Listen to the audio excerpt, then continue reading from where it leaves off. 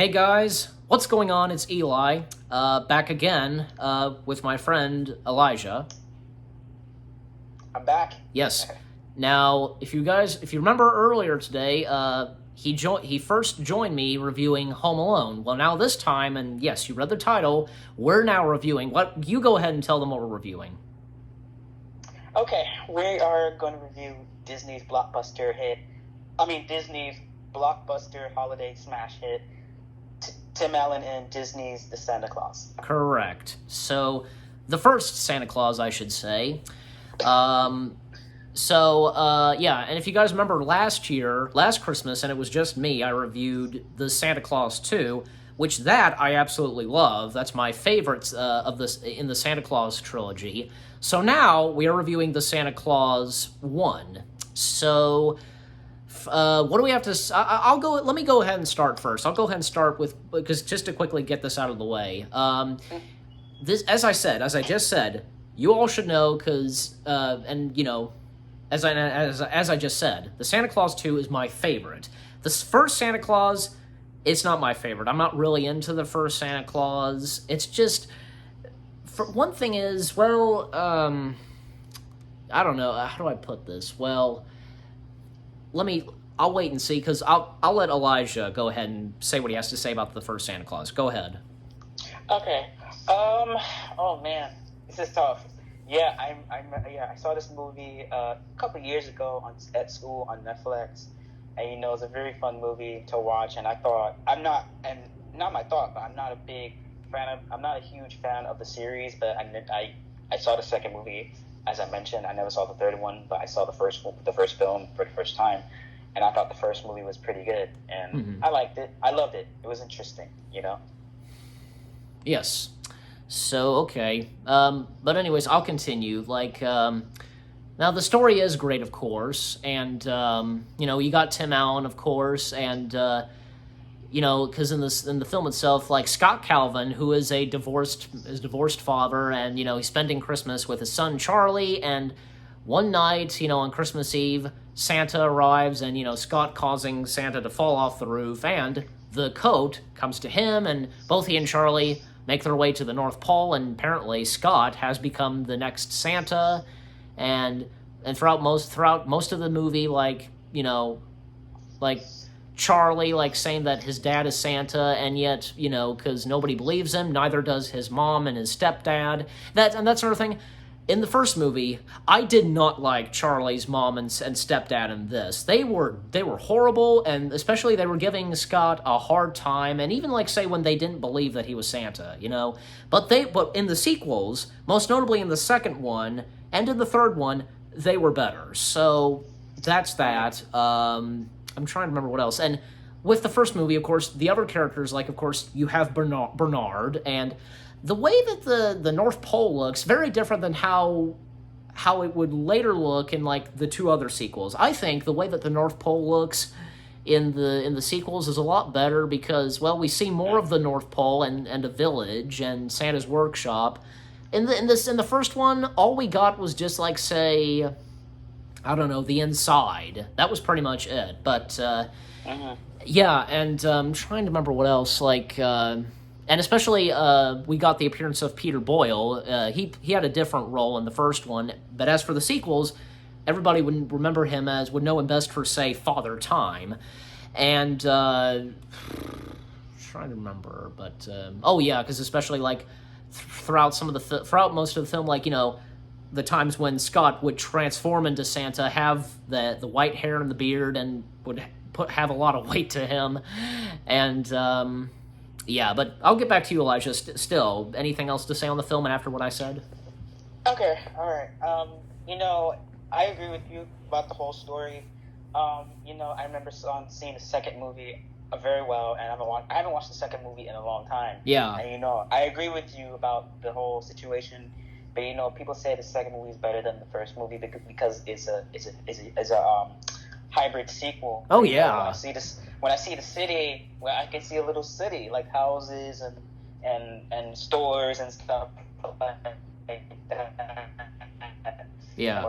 I thought it was cool. Connection. I mean, Elizabeth Mitchell was in the second movie and the third movie, and a lot of people like the sequel better than the third movie, I believe. And the first movie is like, okay, it started when Tim Allen did a great job as well. Scott Calvin pretty much, excuse me, accidentally called Santa's name, and Santa practically, I don't know if he got killed or if he fell down, and probably he disappeared without a trace. Yeah. And, he got involved with practically Scott Calvin pretty much becomes Santa Claus. He wear the hoodie, and he goes to people's houses like he's a New Yorker, and the scene where he went to the first house, a Rottweiler came by, tried to bark at him, and and a man thought it was a burglar with a shotgun. I'm like, man, this is crazy. And the Rottweiler tried to bite Scott. I keep saying Scott Calvin. I'm like, oh my god, bro, that dog is a real good guard dog. He could be a police dog though. And he went to this. After he went to the North Pole, probably like couple of months. Well, I don't know, not a couple of months, but months later, and he grew like this white beard and with white long hair, and he's been overweight. He's been fat, and in reality, kids sitting on Scott's lap think he's Santa Claus. Yeah, and I that thought, scene. Man, this is weird. Oh my god. Why do they? It's like, how did this happen all of a sudden? Like, the kids think he's Santa, just I think he should get a real job as in the mall, like taking pictures of Santa Claus with little kids. But it's so weird of his life. He's overweight. He tried shaving, and he tried to dye his hair, and all of a sudden it grew back. It's crazy. Oh my god, it's crazy. And I felt bad for him though at first, because he's been divorced with his wife and boyfriend, stepfather. Sorry, and I don't know if his life is a living hell because of it. Even at work, even at work, people think he when he come to work and say people this and people be like, oh my god, how the hell did you gain weight and grow this long white beard and hair too? Yeah. Thank you, Santa Claus. It's so weird at work, like, for God's sake, man. Like, it's so weird that a man going to work look like he's Santa Claus. I mean, for God's sake, but it's kind of bizarre, Yeah. It is bizarre, yeah.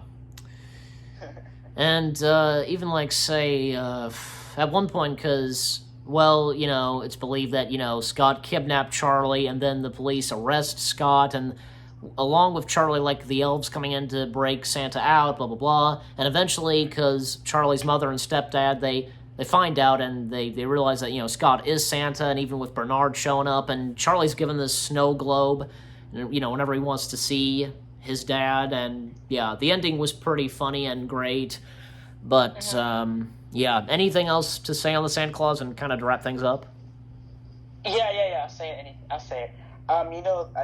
This movie's kind of like a Christmas classic, but this movie came out not the same year, but it came out years after Home Alone, and it was a huge hit because Disney has like this Christmas films and stuff like that. But this movie's rated PG, and the last two films is rated G. But it's weird that a PG rated film, and also you got the sequels are rated G. But, it's kind of odd, but And first of all, Tim Allen did a great job on the movies, but I remember him in The Shaggy Dog, Christmas with the Cranks with Jamie Lee Curtis, but I heard that movie wasn't that very good, but I saw it before. No. And Wild Hogs and more other films, but Tim Allen is one of my favorite actors, but I give credit to him, but I love Tim Allen, don't get me wrong. And even as Buzz Lightyear in the Toy Story series. But the Toy Story movies is one of my favorite movies. I love the second movie though, and the first movie, and the other Tim Allen films that because did I hear you mention Galaxy Quest? No, I forgot. And Galaxy Quest, sorry.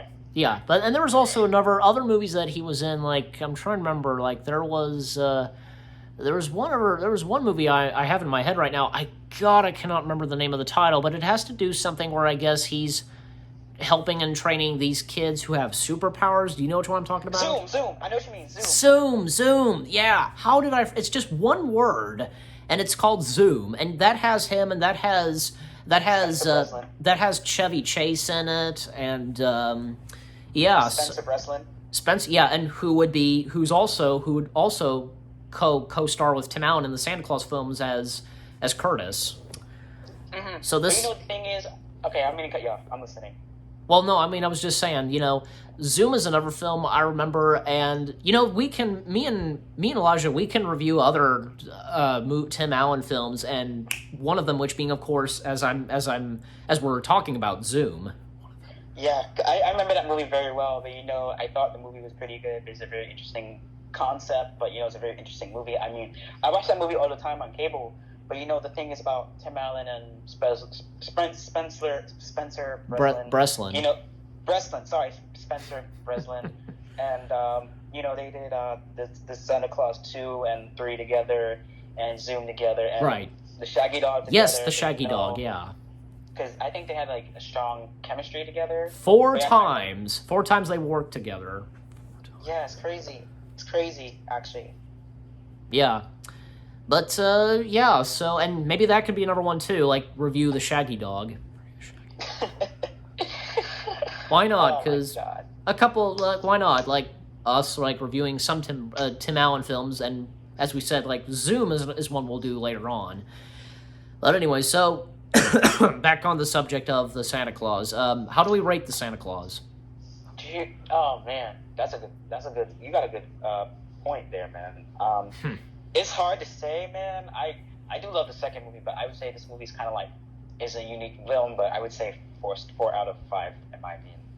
I'll give it 7 out of 10. So, which is I agree. Which is still good. 7 out of 10 is still good. So, and what I said about the film. So but I can't deny the fact that it is a great Christmas film and one of Disney's bests. So yeah, that's that. I agree. That's that. So it's one thing. It was a feel good movie of the year, but it's one of the best Disney movies I've ever saw. But that movie came out 1994, and it came out the same year as Angels in the Outfield with Danny Glover, and I thought that movie was pretty good, but not Angels in the Outfield, but I'm talking about Santa Claus. But that movie was pretty good. I like Santa Claus. It's one of my favorite Disney movies of all time, but. It's a classic, but I love Tim Allen. Who knows? Tim Allen is America's favorite actor. So is Tom Hanks. Yes. So there you go. So that's our review of the Santa Claus, and thanks for joining me, Elijah. My pleasure, bro. Anytime, dude. He'll be back, and Elijah will be back soon, later this month, joining me. Hopefully for a couple of more reviews. And in the meantime, stay tuned later this week, where this time it's me and Little Blue reviewing a certain Christmas film where, see if you can guess when I say this line, put that cookie down. You know which one it is? Then if you do, stay tuned for that with me and Little Blue. So yeah, and this was great because for today, it was me and Elijah reviewing Home Alone and the Santa Claus, and later this week, it's going to be me and Little Blue reviewing to what I just teased for. So again, that's me and Elijah's review of the Santa Claus. We hope you enjoyed, and we'll see you guys in the next video /review, and more reviews of reviewing Christmassy films are on the way. And any last words, like saying goodbye and such? Oh man. You should watch the Santa Claus on Disney Plus or on Freeform. Well, if you have cable, actually, or Hulu. But anyway, stay safe, happy holidays, and a happy New Year, and enjoy 2022. Yes, enjoy this Christmas and 2021. Take care, and peace out.